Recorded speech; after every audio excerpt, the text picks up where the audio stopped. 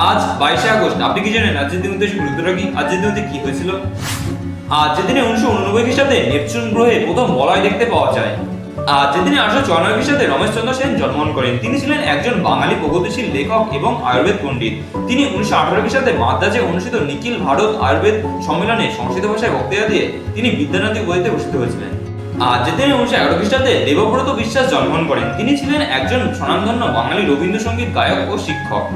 আজকের দিনে 1915 খ্রিস্টাব্দে সৌম্য মিত্র জন্মগ্রহণ করেন। তিনি ছিলেন বাংলা তথা ভারতীয় নাট্যশিল্পে একজন অন্যতম স্বনামধন্য বাঙালি নাট্যশিল্পী। তিনি 1939 খ্রিস্টাব্দে বাণিজ্যিক নাট্যশিল্পে যোগ দিয়েছিলেন। তিনি 1948 খ্রিস্টাব্দে মনোরঞ্জন ভট্টাচার্যের সহযোগিতায় বহুরূপী নাট্য দলটি তৈরি করেছিলেন।